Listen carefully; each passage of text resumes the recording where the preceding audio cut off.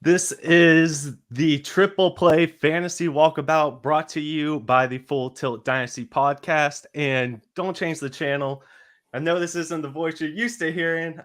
Thomas is a little preoccupied today, so I'm filling in for him. I am Lucas Gilbert. You can find me at the Cute Hurts on Twitter. And my fun fact for a day is that I had no idea how much patio furniture actually costs. Absolutely, Blows man. my mind. It's nuts. So I am Tom Lee. You can find me on Twitter at Tom_Lee92. That's LIE.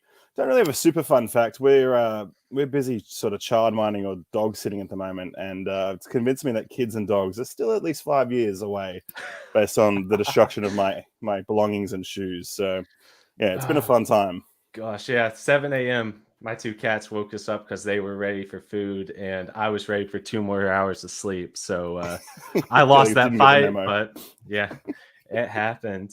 Well, like I said, this is the Fantasy Walkabout Season 2, Episode 19, and we're going to just keep it going with what we've been doing so far this offseason, and we're going to be breaking down 2 NFC North teams today. We will be doing the Minnesota Vikings and the Chicago Bears. So I hope you all are ready for that. Definitely have some questions ready, players that you want us to highlight, and we'll be ready for them. Be a good time. Heck yeah. So let's start it off with all of the news that's been going down this week. It's been fairly quiet outside of just OTAs going. Some people being asked not to attend OTAs. Some people getting new deals, and some players even saying they will see less work this offseason. So what do you got, Tom? Yeah, man. So like you said, it's been pretty quiet. So the issue with OTAs is that a lot of the stories are, let's take Green Bay, for example. Jordan Love, QB1 at OTAs. Well, no shit. Aaron Rodgers is not rocking up to a voluntary session, so there's no one else on the roster. So it's really hard to read into a lot of the OTA hypes. We generally don't give a shit about that. We were talking off air a little bit through a couple of key extensions to wide receivers that interest us. So Hunter Renfrow and Cooper Kupp this week managed to land more of a bag, even though they already had pre-existing deals. Either of those in particular you find intriguing, interesting, different? What strikes you about these 2 extensions to guys who are possibly going to become dominant slot receivers for us this year? Even more so in Cooper Kupps. It just puts so much more of an emphasis on just how important teams view the wide receiver position. There are now 6 wide receivers in the top 20 in the league in terms of annual salary. And that just blows my mind, especially somebody like Hunter Renfrow, who's not quite at that tier. He's guaranteed $21 million through 2 years with up to $32 million in the contract. But he's definitely the forgotten man in Las Vegas. But the Raiders aren't treating him like he's forgotten. That's one thing for sure. Well, this is one thing, right? Because like the Raiders' entire, depth chart is intriguing for us this offseason because there's value to be had there. We don't really know how it's going to shake out with the new system, new coach coming in, the big addition of Devonta Adams. So there is intrigue that they are saying we need to put our sort of our money, show Hunter Renfrow that we are still interested in having him. He's got a role in this team. So as to what that will be interesting. But yeah, out of the 2, he's the more intriguing one for me. Kupp being extended is fantastic. Anyone who has Kupp, you can be even more reassured for the next couple of years that you're going to have a guy who's dominating in that offense. But yeah, Renfrow for me going, okay, interesting time to do it. Interesting statement from the team. So yeah, that's a fun one. Yeah, it's definitely hard to see Kupp's value getting any higher just based off his age. And he had maybe the greatest wide receiver season we've ever seen outside of anything that Megatron could do. Yeah. And so it's highly unlikely he's ever going to repeat that exact same production, but this counts him as somebody that the Rams see being a top 5 wide receiver for the foreseeable future. That means that you can probably value him as a top 5 wide receiver for your dynasty team over the next 2, 3, 4 years. Yeah, it gives you a lot of confidence. Definitely. And also news out of Pittsburgh, Najee Harris going straight to reporters and saying, you know what, guys, I'm not going to see as much work this offseason, this season. Just so you know, certain downs, I won't be out there. They got it. Yeah. Well, in theory, that's kind of a good thing, right? Because their whole offense shouldn't have still been out there in many of the plays last year. because of their inefficiency. So in theory, if they're more efficient, well, that will drop his numbers anyway. The key is for us with Dynasty, this ranking of Najee inside the, like, he's just established as a top 5 running back. So does this scare anyone off him? Does this make it a buy opportunity? Does it really change anything? I'm not so sure. I think it was sort of what we expected to happen. We talked about Pittsburgh a couple of weeks ago. You're just not going to see numbers like that on a team that hopefully should get better. If they take a step forward, they shouldn't be required to do what he's done in the past. The issue will be if they view him as saying, well, okay, we can't risk his health, and all of a sudden we're going to start using him less on, say, passing downs where a lot of that volume came from. That will be a sort of a one to watch. So yeah, here you go. May not be on the show, but still has plenty of time to chip in and throw a lot our way. 95% of the work may not get all of that work again next year. What a shame. Yeah, definitely. I'm with Tom on that one. But definitely for a player who gets the bulk of his value just based off of the enormous workload we expect him to see, and then he bulks up to handle more of a workload. Yeah, it's kind of disconcerting to hear him say, I'm not going to have that same workload. Yeah. It's news and noteworthy, right? Like, it's still relevant. There's a reason we're bringing it up out of all the other mishmash from OTAs and all the player statements. So it's something to watch. I'm intrigued, but if you're in my opinion, where I actually think Najee's more talented, you hope that offensive line improvement, efficiency gets better on the ground anyway. He doesn't rely on those checkdowns as much. But if you're not of that opinion, then yes, you're going to be very happy as Najee slides more into that late RB1 production as opposed to a difference maker at the top. Yeah, I don't think he's 3.9 yards a carry bad. I think that's a bad offensive line giving him way too much of a workload, and then trying to be efficient with that and knowing that nobody has to be scared of Big Ben's arm. And now you have a rookie or Mitchell Trubisky, who you're also not going to be too scared of their arms. No. It's just, it scares me. And then in redraft, this is Fantasy Walkabout, we're a dynasty show. But even in redraft, as somebody who I was like sitting at 6, I would have been so happy for him to land there. I'm now thinking Justin Jefferson sounds a lot better there. I feel so much more confident about that. Yeah, a guy that we're going to dive into today, and with the league pushing towards more wide receiver ceiling games and more running back committee approaches. It's going to be an interesting, especially in redraft. Yes, we're a dynasty show, but redraft influences a lot in dynasty. So the way that the philosophy changes, 2 years ago, you'd sniff, like, you couldn't believe that running backs would go any later than the first round. Now you've got to start looking at it going, what's the most value to my team? And what a lot of people in the analytics community have been harping on about for years is wide receivers are where the production comes from. It's at the top level, irreplaceable. So it may cause a large shift in our philosophy when it comes to dynasty as well. Definitely. Well, we're going to take a little break here. As Tom says, give you a break from the sound of our voices. And we're going to show you a clip from the Tuesday show when JJ Zacharyson was on. And oh my goodness, the amount of information that he was sharing with us was just, it was amazing. We went 30 minutes over to try to cram as much as we possibly could, not only to inform ourselves, because we have all of these questions for him, but also to inform you all.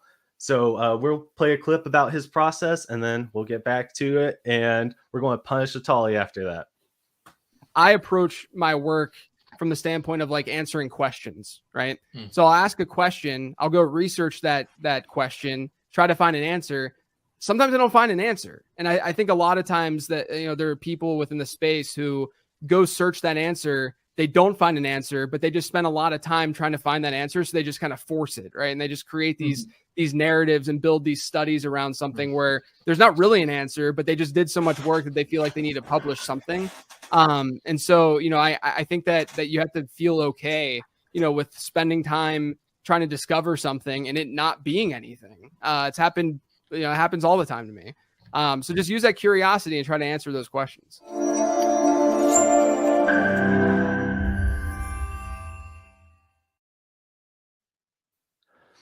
All right, and we're back. And right before the break, we're talking about Najee Harris and how all of this offseason news is going to end up affecting his redraft rankings. But how about his best ball rankings and where you need to be sliding him in there? And with Best Ball, there's no better place to do it than Underdog Fantasy. They have the Best Ball Mania 3 draft and competition going on right now. Best Ball 3 Mania tournament, $10 million in total prize money. Best part is you just draft your fantasy football team, and that's it. That's all you got to do. Super easy. No waivers, no trades, no in-season management. Underdog gives you a best chance to score each week because they do your lineup for you. You don't have to worry about if the backup running back is going to score 2 touchdowns in a week because they're sniping your starting running back's touchdowns. No, don't got to do it at all.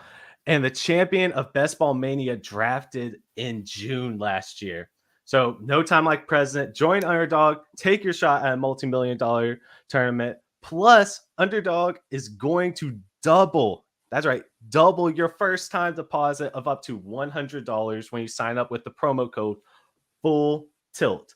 That's FULLTILT. Full Tilt. And that's 4 free entries into Best Ball Mania 3.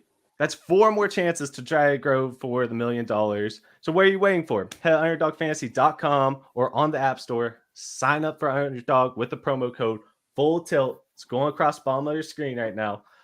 And draft Best Ball Mania 3 team today. That's Underdog Fantasy, promo code Full Tilt. And with that out of the way, we're now going to punish the Tully. So what do you have for us today, Tom Lee? Seamless segue. This is fantastic. Tom normally starts reaching for all sorts of weird examples and things I've never heard of to get us into these little bits. But yeah, punishing a Tully. So, I mean, I'm probably going to have to stop explaining what a Tully is to people. We're getting a lot more of our regular listenership coming in. But essentially a tall beer, a lighthearted conversation about things that we're dealing with in fantasy. It's not going to get too number specific, but just thoughts and topics and stuff that pops up to us going, man, probably need to talk about this with someone, and rather than sort of harp on in the Slack channel or in the Discord as it is now, join the Discord and we'll talk about that later. This week we're looking at 2 players for each of us that we're sort of struggling to know with what to do in our squad. So we talk a lot about established squads rather than what you're doing in the drafts and the startups.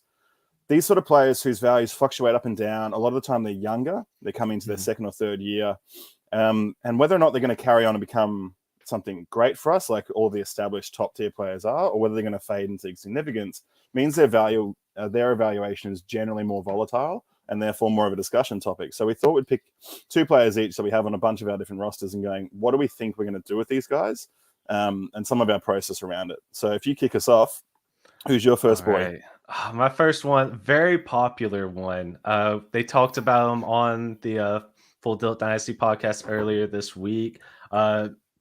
Everybody's talking about him because you don't want to buy in, but you kind of are, and that is CEH, Clyde Edwards-Helaire. Jacob says all the time, you just hold your nose as you draft him, and you hope you're drafting Sean McCoy this year. Or I'll even take what Darrell Williams was doing at the end of the season. Pretty much, right? Yeah. Yeah. Like, this is a guy with first-round pedigree, practically handpicked by Patrick Mahomes. Mm-hmm. And I mean, he was drafted in the first round for a reason. He's not a bad running back. He obviously has athletic limitations. Everybody knew this going in, but he is good at football. He just hasn't shown that ability on the field yet. One of the funny things, right? So they draft him. We know the draft profile. We know the type of player. And the one thing we thought that would push him up to that, clear 101 in that rookie draft was that the usage. He was handpicked by the quarterback, compared by the coach to this, the previous best that he's done before with Brian Westbrook. And then the one thing we didn't get was the usage. So whether that's from health or not, we saw the signs of the athleticism we saw in college. Like, it's fine. It's serviceable. He can catch a ball. That's okay. But then just wasn't utilized in the way we thought he was. Andy Hartman weighing in. He's no Joe Mixon. He is no Joe Mixon. This is a guy who we thought would be massively productive. We mentioned him a couple of weeks ago in the Walkabout as well as a guy that you shouldn't really be interested in, but you can't help be by just the price and what could happen. And Jacob's a great example, and we don't like to talk too much about our leagues that currently exist, but I bought CEH off Jacob for the 205 straight up halfway through the offseason, right? And people are going, it's either a money call, but he was very happy with the 205. We get to the rookie draft this year. I'm going, 205 is kind of still okay. Like, I'm not sure what I'm going to do with CEH. I have him. He could still be anything, but man, like, that's a pretty even trade still for me now. So what do we do with him? You can't really sell him because you're not going to get the return that you want, which is a first. And even a late first this year, you're kind of like, well, it's still kind of a dice roll. But you're not going to be able to buy him for a lot like less than that either. So what are you thinking? This is your boy. This is the guy you picked out saying, what do I do with him? Where's your level of tilt at when it comes to CEH on your rosters? Oh, my tilt is so high with him because you were drafting him over Taylor. Everyone. You drafted him before Jonathan Taylor. You drafted him before DeAndre Swift. And I mean, we should accept we're not going to get a 101 in any league for him. It's not going to happen. But you saying that you got the 205 from Jacob for him, I don't know. I might rather have Rashard White than CEH. Right. At this point. But also, CEH could turn around and be a very solid running back, vert or fringe RB1, RB2. If he gave me RB16 production this year, I'd be blown away. I'd be happy with that. Yeah. And I would just save him. Like you said, unless I'm getting somebody like a Rashard White, and that's the very end of it. Damien Pierce, who I'm not high on.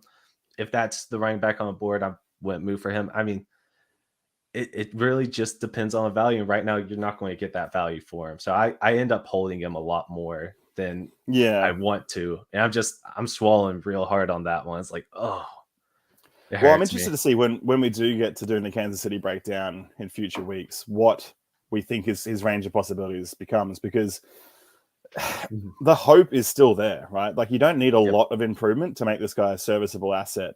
The key is it's always going to be about that 101 evaluation, that sort of shade that's over him the whole time throughout his career. So the sooner we can get rid of that, the more we can start evaluating him as a mid-tier asset or late-tier asset, I think would be better, because they give me at least a bit more clarity of what the hell I want to do with him on my rosters.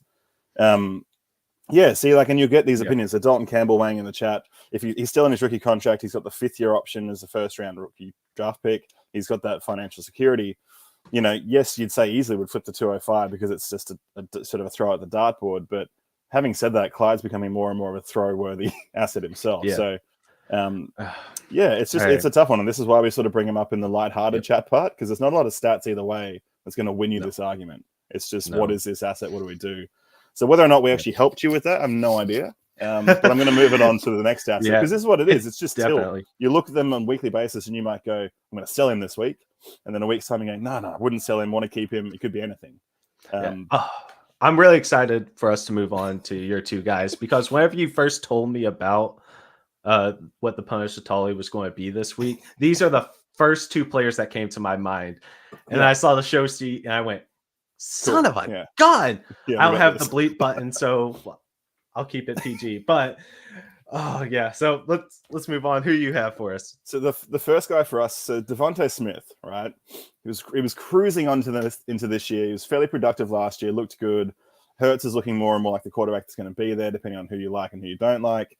And all of a sudden, they hit the draft, and AJ Brown joins the roster. And you go, right, okay, what do we do now? So he is the wide receiver 2. He's been the wide receiver 2 at Alabama. Like, it's okay, it's fine. But this is not a high volume passing offense. This is not going to be a high productive passing offense, but it might be efficient all round. So what was a pretty safe wide receiver 2 mid-tier with huge upside is now still sitting there value-wise in drafts, but there's a lot less security and a lot less confidence around what his ceiling could be.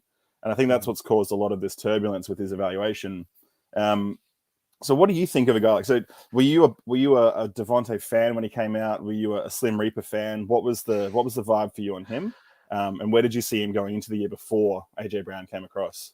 So I felt like I was much higher on Devonta Smith than most people on the show. Whenever you all were doing the rookie layout last season, I was like, man, he won the Heisman at wide receiver. He's great. Who does that anymore? And then he comes out, and if it weren't for Jamar Chase going absolutely nuclear, Bunta, and then Jalen Waddle just also having, and any other time being offensive rookie of the year. Mm-hmm. I mean, like, Devonta Smith had just about as good of a first season as you would expect from a wide receiver that got drafted in the middle exactly of the what first round. you wanted. Yeah, exactly.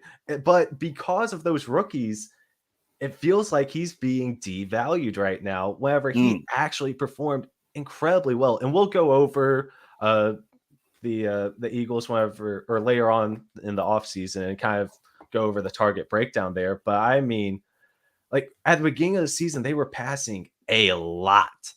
And that's what they want to do. So I don't feel like his target share is definitely going to go down because it has to with AJ Brown coming there. But I don't think it's going to go down that much. And I think the volume actually is going to get a little bit higher. So I'm in a startup right now, and I'm going into the 8th round, and I'm holding my hands. I'm praying he's still there wherever I get to it, because that's an easy smash for me. That's absolutely insane easy value. Yeah, and I think that's it, right? Like you said, they were passing it at a rate that we probably didn't expect to see. And it's part of why we're also so high on Hurts is we think it's going to be productive offense. We think, yes, this is a good point from Andy. So is the worst case scenario that Hurts sucks and they draft a QB with one of their 23 first, and his value in theory goes up from there? Possibly. But yeah, you're right. Like the perception is if you own him on your roster, you're still pretty happy because he is still talented. In theory, the passing offense should improve. But there's always been a bit of like hesitance around any Philadelphia sporting team in general, or trustworthiness when it comes to fantasy assets. And we'll talk about another one of their guys with your last boy. But for me, it's like you're still pretty happy, but are you going to go out of your way to go and buy him? And at what price would you go and buy him at? That's the key. Because it's one thing to say I'm happy holding him because I trust the talent. To go out and put your money on the line saying, all right, I want to go and acquire this guy. You know, like you said, 8th round, well, that's easy. But at what point in a startup or at what point in an established league is the tipping point? You know, are you trading a 23 first, what you perceive to be a late 23 first for a Devonta Smith? Early in the offseason, you wouldn't question it. That's exactly what you'd be doing. If I feel like I'm competing this year, I'm 1,000% trying to send that to that owner and saying, hey, you drafted him to be a young producer. He's not going to do that great this year. Take this future asset. Yeah, sell the narrative. I'll take him off your hands. You won't have to worry about that risk anymore. I got you. I like that narrative. I think that's good. I think you're sliding in nicely to the way that we approach trades. You know, you lie through your teeth. Yeah, I reckon he's going to be absolute shithouse this year. I will take that for you and take that risk, and you can have whatever. And then all of a sudden, we're off laughing to the championship. Oh yeah. Gosh. I'm with Tom on this one. So I'd lose my second ball, but I move him for the 109 to 112. Exactly. In this year's wide receiver class, even though it's pretty good at the top, he still slides in arguably talent-wise with any of those guys. And no one's screaming out with an opportunity or with a talented quarterback like he would be. You know, Jalen Hurts for me is still a guy who can hit targets, who is mobile. I think as the offense improves, his relationship with Smith should get better as well. So it's mostly upside for me, but there is always a bit of hesitance when it comes to buying into a more murky situation. Am I fully convinced? Am I fully in? For me, I am. I'm keen on him, but not at the prices that some people are trying to charge because they still hope they can get a lot for him. All right, so let me ask you this then. Devonta Smith or Sky Moore? Smith. Devonta Smith or Jameson Williams? Smith, health-wise. Yeah. And even just the style of receiver that he is, I'd be going Smith. Yeah. Devonta Smith, Garrett Wilson. Okay, good. Let's just pretend that the internet cut out there and I didn't hear that question. It didn't. It's just a tough question because this is around about the mark, right? Yeah. Big boy talent. I don't love the Jets as a team. No, I think anyone really loves the Jets. Even Jets fans don't love the Jets. But they're improving too. So they become more comparable, except that the type of asset they both are very different. One is the big guy who's going to go and dominate and you know, get those massive ceiling games, but the floor may not be so good. But Smith should always produce the floor with the hope that the touchdowns improve and the red zone opportunities improve as well. If I'm competing now, I'm going Smith, but I'm more than happy if someone said with my 104, I want to keep Wilson and not go near Smith. Fine, you can make that argument, but that's pretty much the tipping point for me is around that mark. He's worthy of a top 6 pick this year. As to where he slots in for you guys, whether you're a Burks fan, Wilson fan, London fan, he can slot in comfortably next to those guys, if not ahead, depending on who you think is better. Yeah. All right, so let's move on to the other Eagle on our list. And I put this player on here specifically because I wanted to ask you. I need help with this player. Same. Desperately need help because whenever I first got into Dynasty, I was all in on Miles Sanders. Yeah. All in. I'm still relatively new. 2 years ago, I was, oh my gosh, if I were actually putting a lot of money in this, I would have lost a lot of money betting on Miles Sanders. And Dalton, he was a little early to it, but I need help. What am I supposed to do with Miles Sanders? He finished the season strong, not scoring touchdowns when they were running the ball a lot, finished horribly in the running back rankings at the end. And do I want to get hurt again? So the key for me is I'm happy to have this is another guy with those running backs. You're happy to have him on the roster because you know you can't get the return you want for him, right? So you're not going to get a first for Sanders right now. Well, you might. You could try. Feel free to shop it.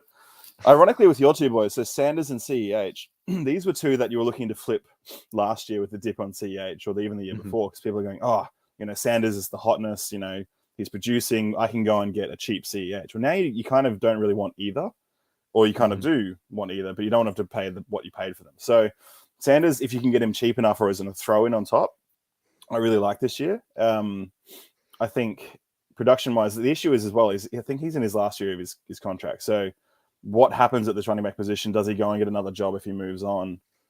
They're questions that do need to be asked. But if you're in redraft, I'm still pretty happy with him as you're running back 3 or onwards, or if you're doing, 0 RB. This is a guy that's going to be floating around later in drafts that you can easily pick up and who's going to give you hopefully some RB1 production weeks based on this offense. But as to what you do with him on your dynasty roster, that it is a tough one. And he slots perfectly into this. What the hell do I do with these guys?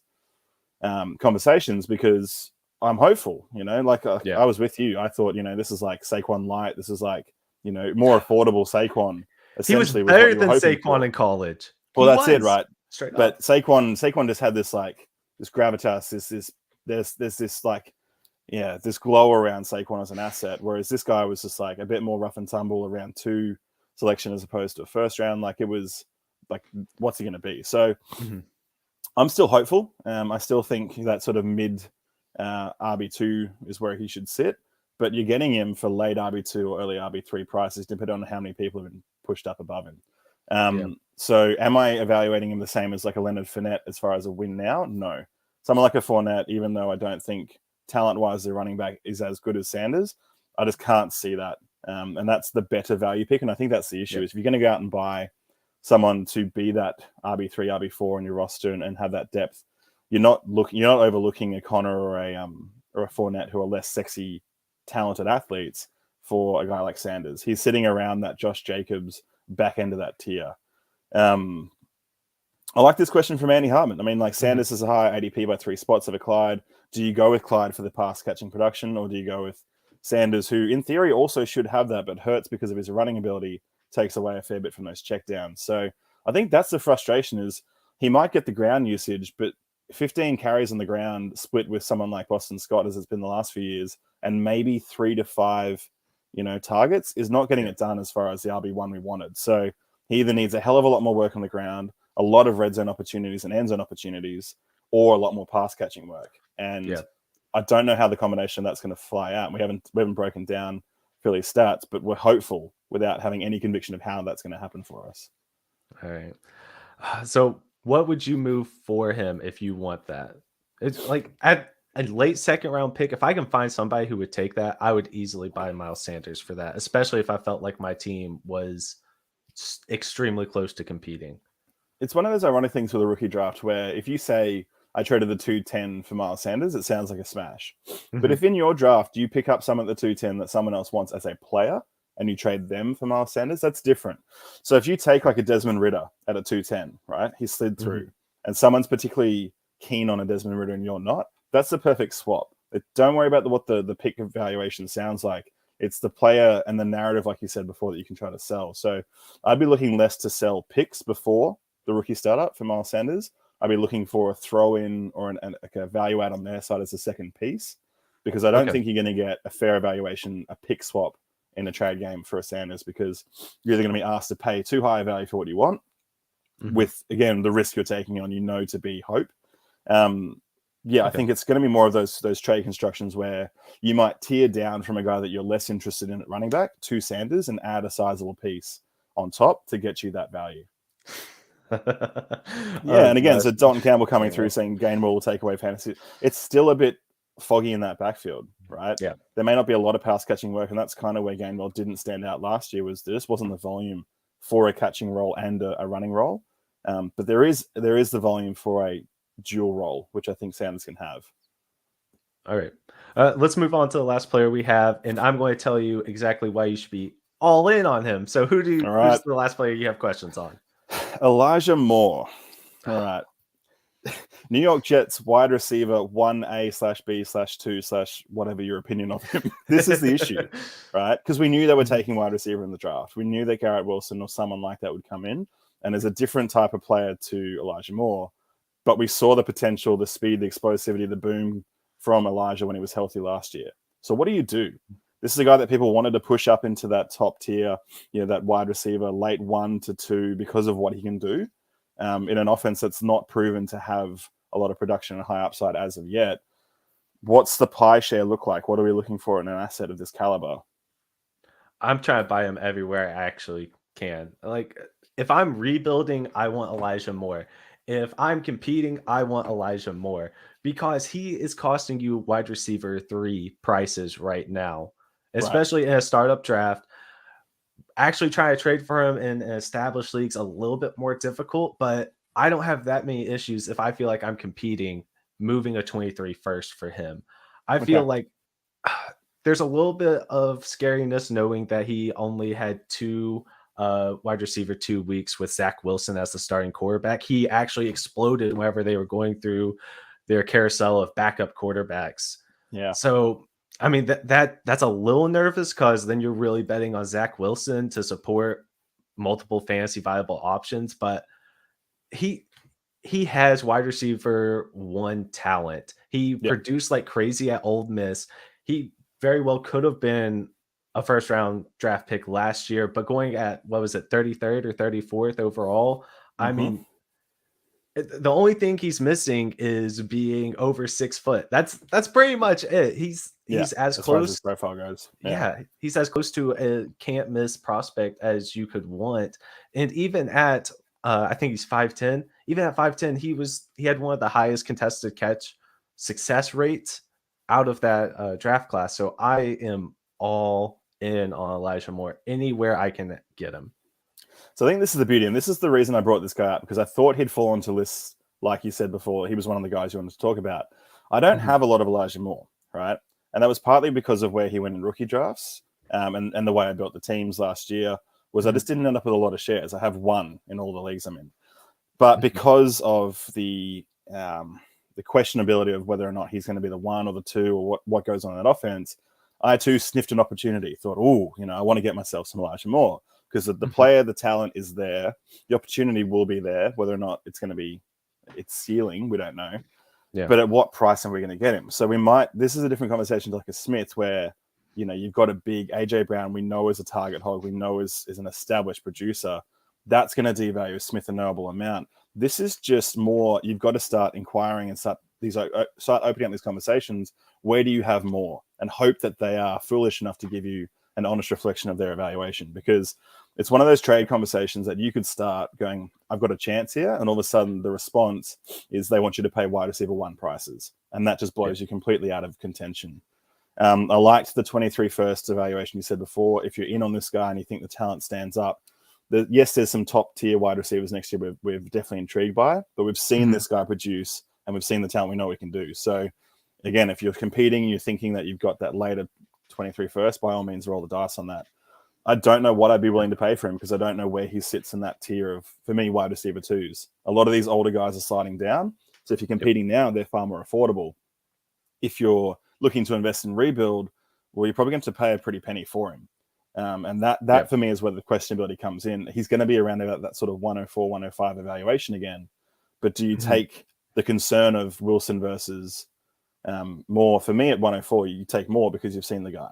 But for most, the profile of a Wilson says, well, he's going to be the guy that draws the eye of the gunslinging type player of what we hope Zach Wilson becomes. So it is a really tough conversation to have, because I don't know, even internally, whether I think this guy is good enough to say, I am the number one here and I'm going to produce at a rate that justifies that. Because the price seems to still be around that mark of that's what I have to pay. And that's the concern. Oh, I like what Andy put in here. Hopkins and 210 or more. For me, it's a great question. Easy smash more. Yep. But that's also, I had way too high on more. I know it's bad for me how high I can get on my guys. And you all talk about I need to be much more realistic with how I evaluate players. But and the issue for me there on that one is Hopkins. So because he's missing at least the first 6 of this year, like you're losing out on some of that veteran production. He's already older. We already had concerns last year. You're buying an asset in that situation where you know you're not going to be able to sell him ever again. Whereas Moore still has all of that opportunity ahead of him. So that's an easier one.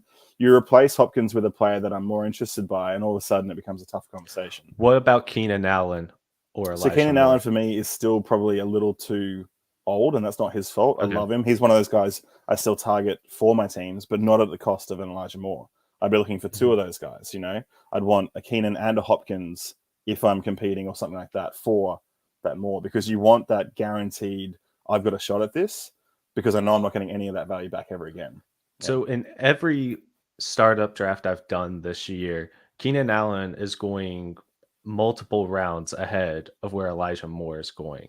See, that's easy money. Yeah, easy money. And I've traded down, I think, 6 times in one of the startups I'm in right now, and people keep going, why are you trading down so much? You actually have to pick a player. I just look at Elijah Moore there. He's smiling back at me, and I'm ready. I'm so ready.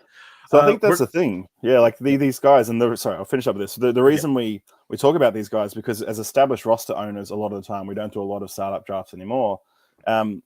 We know there's an opportunity here where their value is sliding, but the people who bought into them at higher costs are less likely to sell them. So your opportunity then presents itself in drafts, like you said. So if you are in a position and you're listening to this show and you're looking for advice in a startup draft, these are the guys to target, because people get concerned about grayer situations. Every single thing is gray in this industry. So go and get these guys who are young, who their ceiling is still high, who their current floor could be great. And these are the assets to target. Yeah. All right. Well, we're going to take a break here for a second. And when we come back, we're going to share some of the more exciting news that we have for the Full Tilt brand. So enjoy another clip from JJ's show wherever he gives us his advice on how you get into this business. Not only do rankings not really tell you everything that you need to know about how we're analyzing this game, but I think that at the end of the day, there's, it's not the most difficult thing to put together, and anyone can do it. And I want to do things and push myself to build things and create things that other people aren't doing. So I think a lot of it really comes down to like using this curiosity and this love and passion for this game that we love.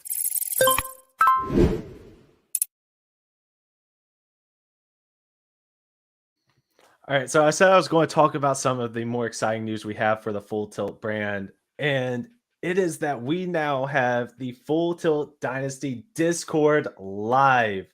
You can find it at the Patreon. The link is going across the bottom. Just type in Full Tilt Dynasty Discord. And I mean, we already have so many people that we haven't really interacted with that are hopping in there, asking us questions. I think we were talking about Anthony Richardson for a couple hours, it felt like last night, or maybe I was just so tired, it felt like hours. But I mean, there's so many good conversations going on in there right now, and you all need to come and be a part of it. And when you do, you will be entered in to win a Deebo Samuel signed jersey. Whoops, that's upside down. Ignore that. Deebo Samuel signed jersey just by joining. That's it. It's that easy. So not only do you get in on winning somebody who won you leagues last year and winning his signed jersey, but you're going to get league winning advice from us, or you're going to get just crazy rants from me. We'll see. I'll try to do something better than that. Well, fun banter. Yeah, exactly. It'll be fun banter. But you're going to hear a little bit from me. I'll try to let you all experts do a lot more, but Tom Lee, Thomas Tipple, Big Billy, Jacob Sanderson, all the guys that you're used to hearing on this program, and they're going to give you expert advice. And it's it's just that much more interaction between us and you. So definitely come in, join the Discord, help us, help you, help yourself try to win a jersey. And now let's talk about the hard yakka. Did I say that right? Nice, good pronunciation. This is good. Thank you. I appreciate it. And we're going to be doing the NFC North. So who do you want to start with, Vikings or Bears? Let's go Vikes. Let's roll through the Vikes, because we were saying before the show much started, nicer. Yeah, there's been a less. There's more optimism for a lot of these players, and there's been less change in the offseason. So I think we roll through the Vikes, we look at what to expect from these players that we've come to love over the last few years, some of who are maybe on their slow down slope. So let's have a look at this. So all right. There are a lot of aging assets on this Vikings team. You have Kirk Cousins, who is perennially undervalued, but also somehow overvalued. And you want him on your team, but you also want to get rid of him as soon as you get him. I mean, what do you think about what he's doing? He has the number 2 in the league in deep ball targets, and he's number 3 in the league in money throws. I mean, it's somebody who's producing multiple fantasy relevant options. So how are you feeling about Kirk Cousins going into this season? Kirk Cousins is a player that we, for some reason, because of his consistency and accuracy coming from Washington across, we view as this consistent fantasy asset. He's one of the more boom bust guys when it comes to blow up games as a quarterback, and that's what leaves him down those tiers in that those middling to late sort of QB2 conversations. Whereas really, he often produces a lot higher than that, right? And that's the issue with streaming is if you're playing redraft, he's one of those perfect streaming quarterbacks because you get the matchup right, and these boom games are league winning. Exactly. For Dynasty, for us, we don't want him as our QB1 because, well, I mean, you don't want that volatility at that position. You want stud with a high floor. But he'll give you a game every now and then where he puts up a 5 because he didn't run, he threw 3 interceptions, and Dalvin Cook scored 4 on the ground. Right? They still won the game somehow, but he was absolutely useless to your fantasy team. So, what do we expect? For me, it's more of the same. We were a little concerned that he wasn't going to get his contract renewed or he wasn't going to stay. And there was a little volatility about his position on the offense. But you roll through these numbers, pass attempts, 560 passes at 35.1 per game, 10th in the league, but it's still a great opportunity when you have the assets we're going to talk about later coming through, let alone the running game that's founded by the next guy we'll talk about in Cook. So much of this profile says, this is a QB2 that you want, and the price is affordable. Fantasy points per game here. This is the key, and this is what, his true passer rating. Yes, you can look at all the other stuff on the stat sheet, but fantasy points per game, he performed 6 spots higher than his expected fantasy points per game. And that's kind of a flag if you are going to say that there's some regression built into this. But the way that his wide receivers play, of course, you're going to score more than expected because you have the explosivity and you have the asset in Justin Jefferson. So for me, if you can get him at that sort of QB 18 to QB 20 price, and people are talking up the Danny Dimeses or anyone in the 20s that you're not so sure about, you go get this guy. You can trade him for a late. You can get him for a late first because people aren't really associating Cousins with sexiness and production, but put him in that QB2 spot and he will win you weeks for sure. And that for me is what I come to expect next year for Cousins, and a guy that I'm very happy to buy and have as my QB2 or rotatable QB3, depending on how you construct your rosters and how much value you have on your assets. All right, so we'll talk about his fantasy point potential decline this season in a little bit whenever we get down to his weapons. But first, let's talk about another aging asset in Dalvin Cook. Oh my goodness. I think everybody has this lofty perception of who Dalvin Cook is because he won you, if not one, probably 2 fantasy championships. And you definitely already have his jersey. You probably have multiple of his jerseys. You may have even named a child after him. I don't really recommend that, but that's the kind of asset he's been for you, aside from whenever he gets injured. And then which you was have every to, season. And then you're begging that Alexander Madison owner to lend you him for a week. It doesn't really go well because I promise I'll give him back next week, but they don't ever really buy it. But I mean, he's still producing at least at an elite workload, and he's actually still provides you some of that efficiency that you're looking for, unlike a Najee Harris. I mean, holy cow, he's number 5 in carries, number 5 in rush yards. His receiving workload's going down a little bit, but I mean, he's still 26 in targets. I mean, that's a 12% target share. Yep. Yeah, 13th in the league in target share. I mean, what more can you expect from your number one running back?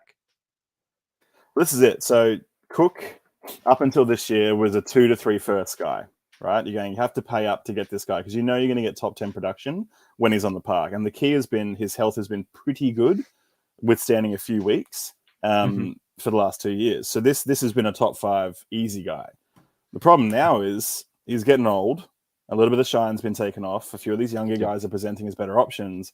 And everyone's saying this is your last chance to sell Dalvin Cook. For me, I think your last chance to sell Dalvin Cook was last year because I don't want to sell him for a first. I'd rather keep Dalvin Cook and his production, which should be exactly the same. Yes, some of these things went down, but his expected fantasy points per game were actually higher than what he produced at, which is fascinating for a guy who we associate with dominating.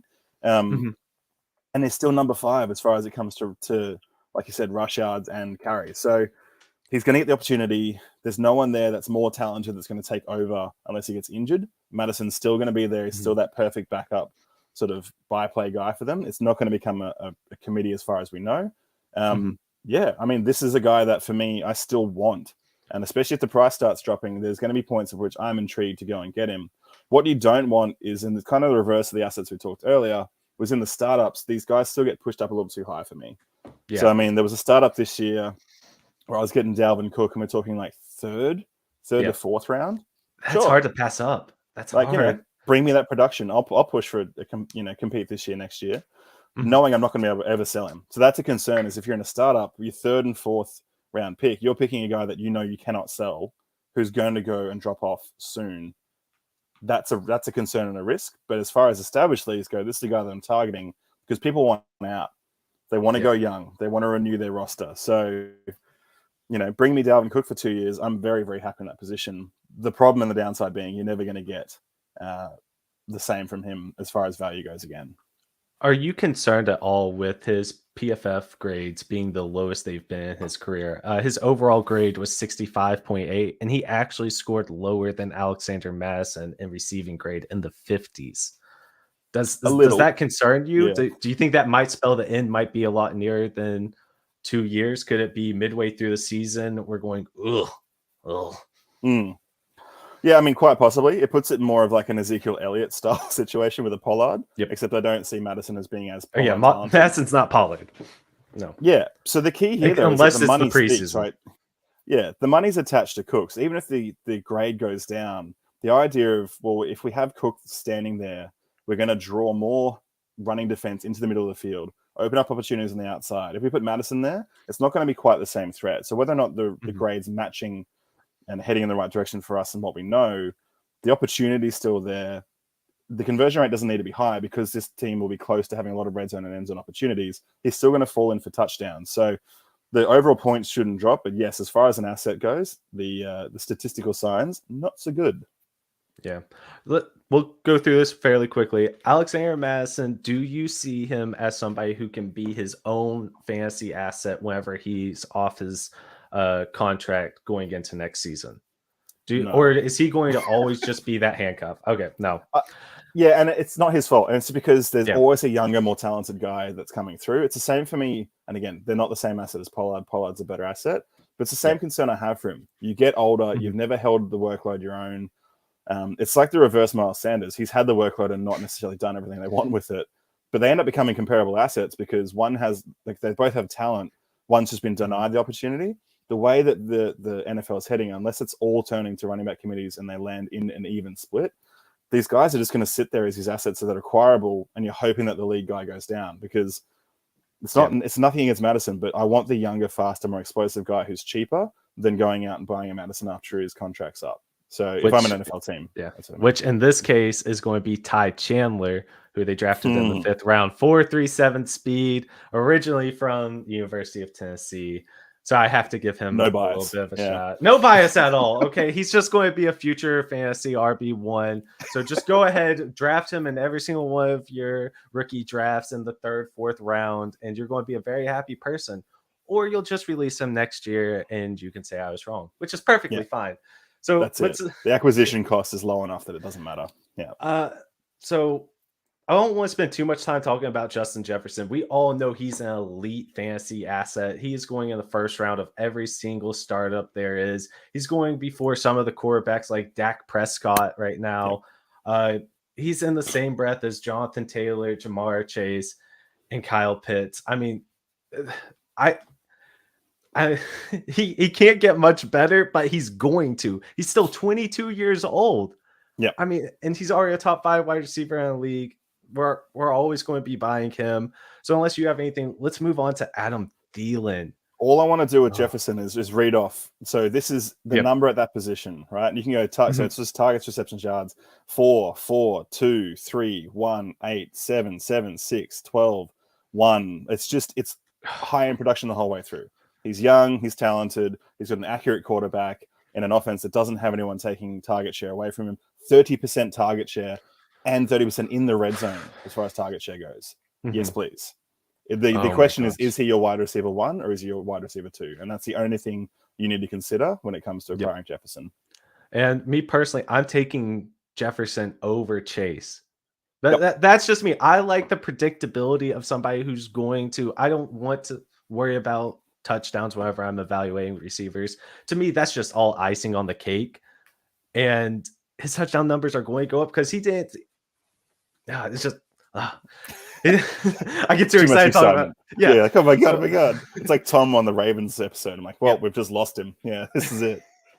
So let's talk about Adam Thielen. And I mentioned earlier about Kirk Cousins performing over expected, and I think a lot of it ties into Adam Thielen performing way over expected because there's no way he's going to do what he did in the red zone over and over and over again. That is just a ridiculous amount of efficiency, and it has to go down at some point in time, or at least that's my thought. Fantasy points per game, 11 positions higher than his expected fantasy points per game. That tells you the story of Adam Thielen's season. Now, I'm a guy who's got a bit of Thielen sitting on a few rosters. The dude's 31, turning 32, I believe. That's old. His hamstrings have gone on him at least once each season of the last 2 to 3 seasons. But he still gets it done. He's still that relied upon target, especially deep. So unless he absolutely loses that burst, he's still going to have some relevance. You just can't lean on him as that wide receiver 1 on certain weeks that you have in the past few years. So the acquisition cost should be quite low. So if you want to go and add Thielen to some deals, I'm more than happy with it. I think it's a good little value add and a good little depth addition, and we love talking value on this show. But you're right, yards per target, like we're talking 60s, 50s, not great. His efficiency is what's led to this production. So, happy to have him on board. But this 95 targets at 7.3 a game with high efficiency and high touchdowns, that's not going to get done this next year, I don't think. Yeah, I think that at this point, like you said, touchdowns have to come down. There's touchdown regression coming for him, and it's going to be barreling towards him like a train, unfortunately. And I was very happy to get him in deals last year. He helped me win championship in the league, but at this point, I mean, thanks for your years of service, Adam Thielen, but goodbye. He's a throw-in. Toodles. Yeah, it's nothing. Yeah. But does that make you more excited for KJ Osborne or Tyler Conklin or some of these other lesser options on their team? Because if he's not garnering these targets, I mean, somebody's got to. And Justin Jefferson can't get more targets. It's not going to happen. He's not going to have 182 target season. No, they have to go somewhere else. Yeah, like Michael Thomas. So does that make you excited for Osborne or Conklin? I think so. The key is right. So the reason that Conklin's on the sheet is that he was there last year. So Conklin's gone to the Jets. He signed that 3-year deal. Yeah. But this is what people are getting excited about is that Irv Smith, who was out last year, who has no stats, all of a sudden fills the Conklin role. So what I'm seeing is a lot of the targets will get split between these two as well as any other low-lying wide receivers. That's why Thielen, I think, still has some, fill-in flex production every now and then. But Osborne's one that's really, really cheap to acquire and, had a few deep targets, had the same amount of deep targets that Thielen did last year. His target share was only 15%. Thielen's is on the decline, but there's still a lot of targets to go around. And I want to sort of use KJ and what Tyler did last year comparatively, because the target share was 15.6 for Conklin and 14.7 for KJ. So it really depends what you think Irv Smith's going to do and what he's going to be, because some people are very high on him. I don't think he's athletically necessarily any different to most other wide receivers who just score the odd touchdown. But that's just a personal opinion, and we know I don't like tight ends. So yeah, it's more a case of what do you see as the upside for Osborne? I'm thinking in the same sort of way as like KJ Osborne, Russell Gage now in Tampa Bay. You know, it's a piece of an offense you don't mind having that's going to provide some good flex weeks, and that's what I'm hoping for KJ. If he surprises me and goes past that, even better. But the time to acquire it's now because he's very, very cheap and he's off people's minds when it comes to, you know, throwing him in as an asset. He can literally just be one of those. Well, if I'm adding a fourth, you know, can you throw KJ onto my end of the deal? And people are like, yeah, whatever. And you're going, all right, cool. Who knows? Yeah, and then you're just freeing up a roster space. That's what you tell them. I will let you free up that roster space. Absolutely. Right? Yeah. Just I'm doing you the favor. Yeah. Yeah. Because you know you want to go out and you want to pick up one of these other guys who's just sitting on waivers and you want to give him a shot. I'll take KJ. That's fine. Can't put him on the taxi squad, whatever. Yeah, so I mean, I'm optimistic without necessarily being very high on what's going to happen. Irv Smith for me is the one that I just want to wrap up with. What are your thoughts? Are you a fan? For me, the acquisition price, as with every other tight end, is way too high. So what do you want to do with Irv Smith this year? I mean, I don't even know what the acquisition price for Irv Smith is. I don't know if people even remember that he's on their rosters at this point, because I case in point, you didn't. Yeah. I completely forgot. But I remember going into the preseason last year, everybody was hyping up Irv Smith. They're like, okay, he's ready. Whenever you miss out on the top 5-6 tight ends, just wait until your last pick, draft Irv Smith, and brag about to all your friends at the end of the year saying, I saw this coming. It didn't work out for you. It wasn't even close to working out for him. Yeah, and he didn't have that great of a profile coming out of college. So, I mean, to me, it always comes down to your own personal opinion. Then, if you like him, you're not going to have to spend a lot to acquire him, or you already have him. And if you don't like him, then you're not looking for him, or you already forgot that he's at the very bottom of your bench and won't see the light of day until somebody offers you a late third and you go, oh, free third-round pick, sure. Let's move on with life. So, yeah, that's kind of where I feel on him. And speaking of moving on with life, let's take a quick 30-second break, and then we'll come back. We'll finish up with the Bears. Because, like Young Joka said, I kept it real from the start. And look, Kadarius Toney, second in the league last year in target rate, comes out into an offense that's potentially going to be passing the ball an absolute metric crap ton this year with Daniel Jones, who, by the way, I almost made Daniel Jones my pick here for moving into the top 20 quarterbacks. I love the setup in this offense. I expect to see Toney out at Z, Galladay at X, and then if Shepard comes back healthy at any point, I see him and Wandale as double slots and a 10 personnel offense.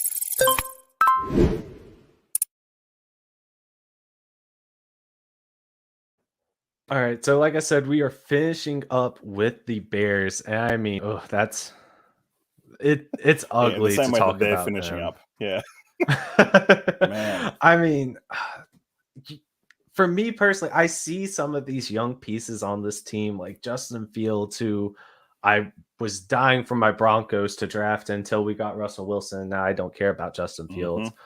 I see Darnell Mooney, who, in my opinion, has overperformed where he was drafted at this point. You see Cole Kmet, who's definitely due for some touchdown. I don't even want to say regression, progression. He has to score one at some point. Yeah, positive. You can positively regress to the mean. Yeah, fair enough. I mean, there's a lot of young, talented pieces on here, but I have no idea what to do with them. Just being honest, no clue. Yep. Yeah. So let's start with Fields, because at least he's one of the pieces that's still on the roster.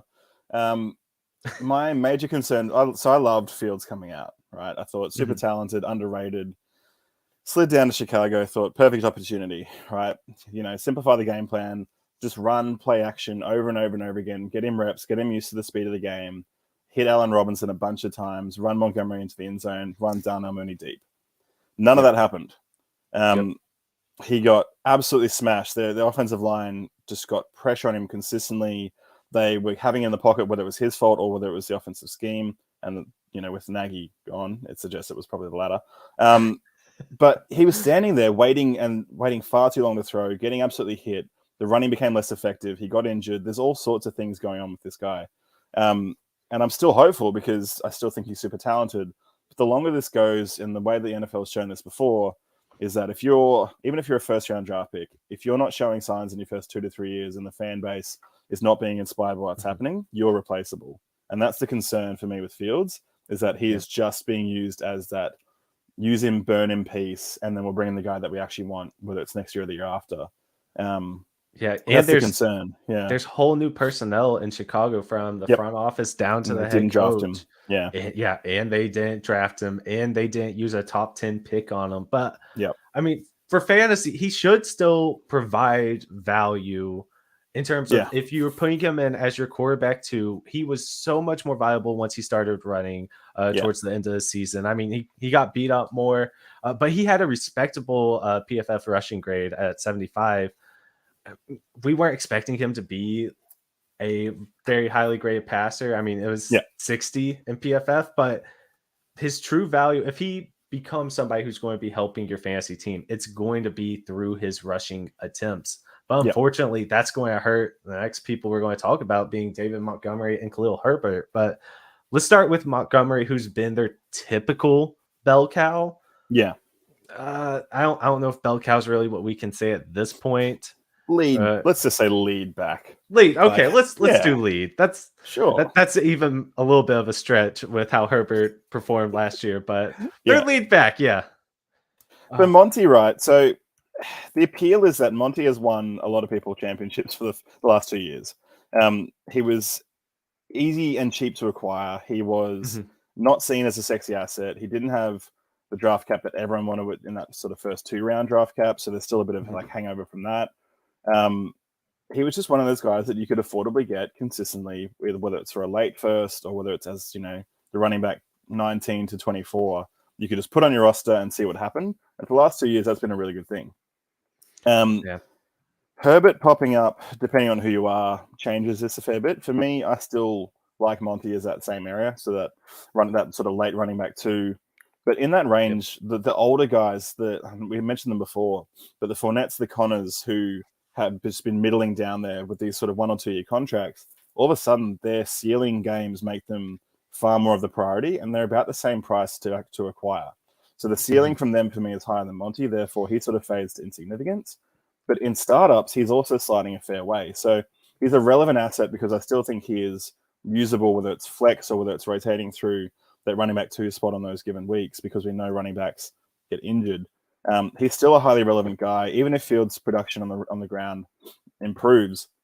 I think I was saying to someone else, it might have been Maddie from our crew last year, just simplify the game for these guys. Fields, Hurts, these athletic, awesome players, just give them a chance to decide one of 2 things. Do I hand it off? Do I hold it? Do I run? Do I pass? Just simplify the game, keep it in front of them. You have, and we're going to get to the Cole Kmets, and you had Robinson last year, but you can check down to Monty, you can run the ball, you can check down to Khalil. Like, there's usable assets. There's no reason they couldn't put some of these guys in the slot as well. So I'm yet to be convinced as to what Monty's overall role will be, but I still think a relevant piece that you're more than happy to have or acquire if it's cheap enough. Yeah, shout out to Maddie for getting all of these stats for us together. Definitely doing so much background work to make it to where we can give you this information. And then also shout out to Andy Starr, who you can find on the Full Tilt Devy podcast. But Thomas, 2 weeks ago, Thomas roasted him pretty hard for drafting David Montgomery in the 5th round. And you can go to our YouTube page under the Clip That session, and you can see that he's a company man. You have to represent us in a much better fashion than drafting David freaking Montgomery in the 5th round of a startup. But I will say, in Montgomery's defense, because I was very high on him going into last year, I want to make myself feel a little better for trading Javonte Williams plus for David Montgomery, which still hurts. He looked extremely good in the first game, at least in terms of being an explosive running back. But I mean, some of these smaller injuries, whenever a coach is on the hot seat, you get rushed back a little bit faster than you probably want to. And then he didn't look like the same person at the end of the year. But also saying that, he's still graded higher than Dalvin Cook, according to PFF. I mean, it's just, it's a classic story of opportunity. Like if you're going to get given the opportunity, if your team is better, Cook still looks like the better pick. But you're right from a talent point of view and from a performance point of view. Monty was the better running back. But that's strange to say. Oh my gosh. I'm going to delete that from the show later. I don't want us saying that Monty was better than Dalvin Cook. I don't want people to attribute that to us. But that's fine. You're the guy who clips it. You can pick and choose. Yeah. I'll cut it out. If there's just this gap in the show, pay no attention to it. So what happened there? It's really dark, and there's a lot of clips being put in. This is strange. Oh my gosh! All right, I think we have belabored the running backs as much as we possibly could at this point. If you have David Montgomery, fine. I don't really see that you can get a lot of value by trading him. I think the most value is just holding on to him. If you can get Khalil Herbert for an asset that you're not depending that much on, I mean, there's no harm, no foul. He was very efficient in his opportunities last year. But let's move on to wide receivers, where the Bears have to replace 42% of their air yards, targets, red zone targets. I mean, this is going to be a whole new passing attack for them because Allen Robinson is now in a much sunnier place. Better days are ahead for him. Yeah, thanks for his share. Yeah. But I mean, we have Darnell Mooney, who's going about the exact same place as Elijah Moore's going. And I mean, he's produced better than Elijah Moore has. I mean, nobody will say that Darnell Mooney is a better prospect than Elijah Moore or Devonta Smith. Nobody's going to say that. But I mean, he actually produced pretty well last year. And I'm scared that I'm going to look at these stats too much and go, man, that's somebody I really want to buy with all of the opportunities that are out there. I mean, he was still 11th in targets last year, and he can get more targets. He very well could be at 160, 170 targets this year. And that wouldn't surprise me that much, even if I don't see him as talented of a player as Devonta Smith or Elijah Moore or some of the rookies coming in like Garrett Wilson, who probably won't see north of 120 targets. So, I mean, where are you on Darnell Mooney? Do you think he's going to make that jump into somebody that will be drafting ahead of DJ Moore potentially next year? No, just because I don't think the value is attached to the name. So you're going to find the guys who do value him that high. And the issue with the Darnell Mooney with established leagues is that over these last few years, if you've had a league that's established, the person who loves him the most will generally own him. So you're not going to be able to buy him for a value from the person who likes him more than you do. And in our situation, you're going to take the other guys ahead of him because you like those players, talent-wise more. Even if the stats stack up, you're not going to go with a statistical argument and overpay, in your opinion, for someone whose stats look good on a team that is completely new. Drafts is different. And again, like you said, so I mean, target share, so he's got a 27% target share. And the red zone targets are 20% because they just weren't there that much. That's the downside. But 140 targets, 8.2 a game, 11th in the league. It's what you want. It's a very serviceable wide receiver 2, 3 that sits on a roster, performs week in, week out. He runs deep, 15th in the league in deep targets. The key is, if the accuracy from Fields or if the passing, increases in its efficiency, then that's good for him too. So there's a fair bit of upside, and we hate the word upside, but there's a fair bit of upside performance-wise to be had. And he should have more than 5 touchdowns next season. You would hope he has more than 5 touchdowns, but that's probably also betting more on Justin Fields than it is betting on Darnell Mooney. It is, and that's the thing. We can't say that we're optimistic for Fields without saying that someone like Mooney has to perform to make that happen. It can't all happen on the ground for Fields. So, and he's the only guy that has any name recognition really left. We've got a few guys we'll talk about that were free agents who are intriguing because of the acquisition price. But 140, 160 targets to a guy who can run fast, run deep, run most of the routes effectively. If you're a Mooney fan, you're going to get a value on him in startup drafts for sure, because I'll be taking every other guy around that same price who I like better. It's not to say that I dismiss him. I just don't. This is nothing about that profile that says this is the guy that I want in that tier. And as a result, he normally slides. Someone else will take him, which is a shame because I think he'll have a good season. In best ball drafts, I'm definitely going to have a lot of teams with the Justin Fields, Darnell Mooney stack just because of their acquisition isn't that funny? cost. That's scary. It's scary putting that. It's not wrong. It's a good point. So, I mean, a lot of guys love playing their dynasty rosters like best ball because if they're playing each week, you're going to get that performance anyway. So why not take the risk? Yeah. And plus, add Cole Kmet on there. I mean, that's a person who should benefit greatly from Allen Robinson being out in LA. He had 93 targets last year. That's 8th for the position. Top 12 in receptions, top 12 in yards, top 12 in target share, number 6 in deep targets. But I mean, he just has to score a touchdown. How many touchdowns did he score last year? 0. Yeah. You know what? We scored the same amount of touchdowns last year as he did, and I had a great year as far as touchdowns went. It makes me feel like I can go out there and start running routes. I probably couldn't get near as many catches as him, or actually get open, or not get destroyed going off the line of scrimmage. But I mean, I can produce the same amount of touchdowns, so that's awful nice. But go ahead, Lucas. You can clip this. This All is right. a tight end at cost that I'm happy to buy. Right? Wow. All you had to do was have Tom leave the show, and now, or Tom is, because you're Tom. All you had to do was have him leave the show, and you can buy a tight end. We talked a few weeks ago, and I think even Tom Tipple mentioned off the cuff. Kmet is a guy he's interested in too, because a lot of the tight end value is in touchdowns. So if someone's valuable and they didn't score any, I'm happy to buy that asset. Because there's we hate the word upside, but literally there's no downside. You can't go down from 0 touchdowns. And 93 targets in an offense that lost assets with no one else to fill those targets is the guy you want to jump on. What the price is, don't know. That's the issue. So I've been seeing him going around tight end 18 in startup drafts so far. Easy. And take him. Incredibly easy. He scored almost 3 points fewer than his expected fantasy points per game. I mean, we should definitely see that sort of positive regression to where he's going to be doing something to where if you're spending a 15th round startup pick on him, or you're sending out a 3rd round rookie, or even a late 2nd because you need a tight end, I mean, that's pure value that you're getting. That's so much value. It just the easiest value you can possibly have. I am a little concerned that PFF graded him as poorly as they did at 63.4. But I mean, for somebody who should actually score a touchdown this year, I'm fairly excited, and I can't leave every single one of my redraft and best ball drafts with Cole Kmet just because that's pure lunacy. But I feel like you're going to disprove that. I am. He's going to be on the vast majority of them. Exactly.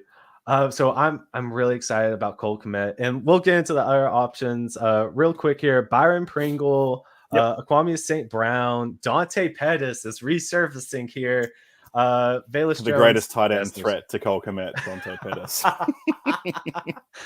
But somebody on this team that I've said during the day 2 of the live draft show, and I have to talk about him because I'm a UT fan, is Bayless Jones Jr. I mean, he's 32 coming in, or actually 25. Sure, he's 32. I'm pretty sure he's 85. Yeah. 25. There we go. I think we got it right now. But I mean, so he's got some gray hairs as he's coming into camp. But I mean, he's somebody who runs a 4.31, who is just absolutely electric with the ball in his hands. I feel like he's going to be a lot better football player than fantasy player. And I feel like he'll definitely end up helping Justin Fields a lot, just because if you have a quarterback who struggles himself to be creating yards through the air, having wide receivers who can create those yards after the catch will definitely be helping Justin Fields' fantasy value. And he's somebody who I'm definitely looking at in the 4th round and going, that's hard to pass up that kind of value or that kind of potential, even if, because there's probably not that much more development in his game. He can probably come out and have a top 40 wide receiver season verge, or at least show those flashes to where from week to week he might win you a week, because he just decides to just go off and he might have 3 catches for 105 yards and 2 touchdowns.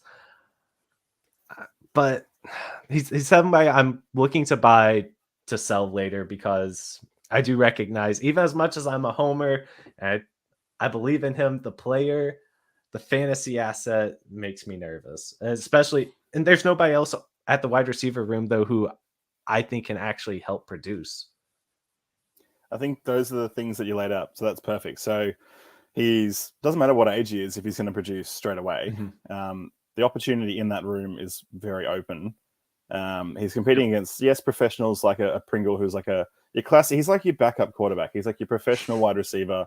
He can go to any team, perform that task. That's absolutely fine. But this guy's quick. And if they can put together a bit more of that offense, I think they want to try to build around where Mooney becomes the more Allen Robinson style receiver and you can just run Jones deep. Why not? You're spending a fourth, or in some cases, a waiver wire, acquirement of this guy. So and we always talk about return on investment, the acquisition price. It's nothing. So go get both. If you got the roster depth for it, why not? There's not a lot of risk to this shot. So it's a name for sure that if you're new or if you're in a startup draft or even if you're in your rookie drafts, just keep him there. Why not? If you're a late fourth and he's sitting there, it's a shot that's well worth taking because it's that or it's a running back who needs 3 injuries to go their way to get on the field. And that's a pretty easy one for me. Yeah, and especially at the wide receiver position where in the end, if you have the opportunity to get on the field, talent usually wins out. I don't know if there's another wide receiver as talented as Bayless Jones other than Darnell Mooney on that team currently. And just for the passing game in general, I'll stop hyping up Bayless Jones because I can do that for another hour, and we probably need to get out of here before another hour passes. But the Chicago Bears, they are missing 50% of their inside the 10-yard line passes. I mean, there are lots of opportunities for somebody to break out. I don't know who, but somebody should start scoring more for this team, whether that be Justin Fields, David Montgomery, Darnell Mooney, or Cole Kmet catching 1 touchdown. Somebody should start producing down there. I don't know who it is, and it makes me want to buy all of them, which is completely irrational and not a recommended strategy. It's just the little gremlin inside my brain that's going, hit draft. Cole Kmet's there. 10th round. Yeah, that's way overvalued, but that's the only place you can get him because he's going to be performing more than that. I try not to listen to that little gremlin too much, but a little voice in the back of the head. I agree. Yeah. I think, I mean, any of these teams that look desolate, and we'll get to my Falcons one day. It's all opportunity. It's all just, why not take the shots at these sort of guys? Because right now in the offseason, the acquisition price is so low on half of them. But if you've got the roster depth for it and you're rebuilding, just keep throwing darts because you never know. All right. Well, we are at an hour 17. Tom Lee, do you have an Aussie word of the day? Can you give me one for my first time on the show? Thank goodness. I'm excited. So we ditched the Canadian, which is good. For a week. We'll have him back. But we have an American on. That's fine. In Australia, there's plenty of nicknames, some that can go to air and some can't, for Americans, right? So classically, Americans are called Yanks overseas, right? Yep. But Australians took from the English a lot of rhyming slang. So Yank became tank or septic tank. So Americans are called Seppos. Yeah. Oh, Seppos. It's a pretty old word. It's more country Australian. You're not going to hear it a lot from the youth of the world. But yes, Seppos from septic tank, from Yank to be American. So your word of the day is Seppo. Welcome to being a Seppo in the world of Australia. You know what? If you hadn't told me that it was related to septic tanks, I would have thought that sounds really freaking cool. Yeah, that's like Seppo. Yeah. Yeah, that sounds freaking awesome. I'm like, all right, I don't know what you're saying, but I can live with that. Yeah. And feel free to, because I think the rest of Australia, the way it's headed, probably don't know where it comes from. So you're probably safe. You can operate as an undercover Seppo, and it sounds fine, and no one knows that it's a bit of a weird insult against America. Andy Hartman, oh my god. Seppo. I like that. Well, I've had so much fun filling in for Thomas. He will be back next week. But thank you for bearing with me, Tom Lee, as we got through this. Good fun, man. Yeah, it's been a lot of fun. What do you got going on? Not a lot of work at the moment. I mean, the real focus for us is building this Discord channel. You mentioned it earlier. And if we can get the banner running up again, we'll get the banner running up again. Yep. But go and check our Discord channel out. There's so many of us on the team now that are operating that, you can go pretty much 24/7 around the clock. If you're up late night and you want to tilt, it'll probably be me because Australia is a nuts time zone. but I'll be there chatting away in the Discord channel, whatever you want. Whether it's, I think we've got music, we've got movies, we've got fantasy advice, we've got all sorts of stuff. If you're tilting about any part of life, feel free to jump in to the Discord channel and join us for a fun time. It's really appreciated. And like you said before, help us help you to win a Deebo Samuel signed jersey. The only downside for us is that as members of the Full Tilt, we cannot win the jersey. Yeah, it would look so good with that helmet. Which side of that? Right? That helmet. It's thematically on point. Good. Anyway, yeah. So one of you lucky arseholes will be winning that jersey. So try not to rub it in too much to the rest of us. All right. So yeah, thank you all so much. You need to definitely be hitting us all up at TomLee92 on Twitter. You can find me at The Cute Hurts, and you need to go find at Thomas Tipple FF on Twitter and say, you know, that guy wearing the orange, we want him on a lot more because he was fun. Or you can say he was absolutely god awful. Don't let him come back on. And that's perfectly fine. I will just be sending hate messages through the comment section about, man, I can make such a better this guy. But thank you all so much. We will get out of here. You all have a great rest of your Saturday or Sunday if you're Tom Lee over there in the future. And we will see you all later. As Tom says, clear eyes, full hearts, never lose. Be good to people on the internet. We'll see you later.